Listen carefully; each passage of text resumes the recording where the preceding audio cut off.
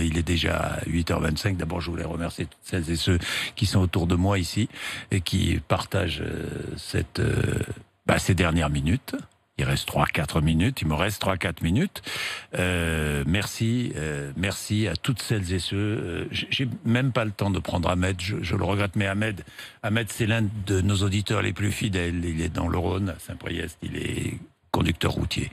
Et finalement, il symbolise toutes celles et ceux qui ont partagé ma vie professionnelle depuis tant d'années, parce que, je le dis toujours, je suis assis à côté d'eux, j'étais assis à côté d'eux dans la cabine du camion. Donc je pars en vacances, là, tout à l'heure, mais je serai là, évidemment, à 8h35, tout à l'heure avec Olivier Véran, mais à la rentrée pour l'interview politique. Merci à toutes celles et ceux qui sont autour de moi, là, toute la rédaction qui travaille.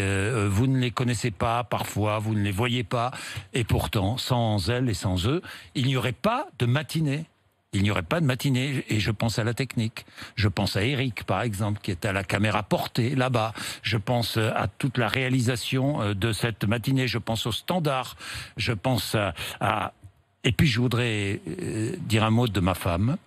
Je pense à elle, parce que sans elle, je n'aurais jamais réussi ce que j'ai réussi. Je vous le dis. Tout d'abord, je l'ai rencontrée ici même. C'était en 2004. Oui, elle était venue pour une interview à l'occasion de la sortie de l'un de ses livres. Et je me souviens très très bien parce que son attaché de presse lui avait dit: il faut absolument que tu ailles sur RMC. Jean-Jacques Bourdin, il a un public plus jeune que dans les autres radios. Faut que tu y ailles et tout. Et elle hésitait. Moi, de mon côté, je sais pas qui travaillait avec moi à l'époque. C'est Anne qui m'avait dit: mais si, il faut la prendre. Moi, j'avais pas du tout envie de la faire venir, vraiment, franchement.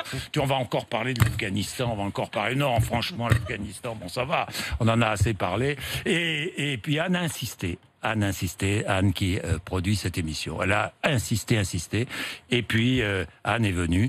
L'autre, ma femme. Les deux femmes de ma vie s'appellent Anne. Non mais c'est vrai, Anne professionnellement et Anne l'amour de ma vie. Eh bien, elle est venue et puis voilà, on s'est rencontrés dans l'interview. Pendant l'interview, voilà.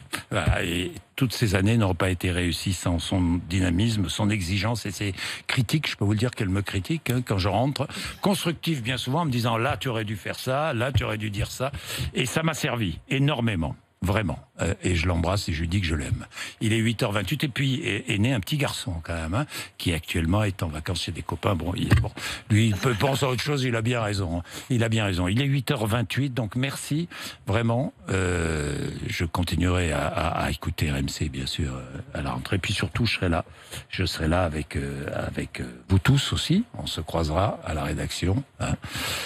Merci encore une fois pour toutes ces années. Merci.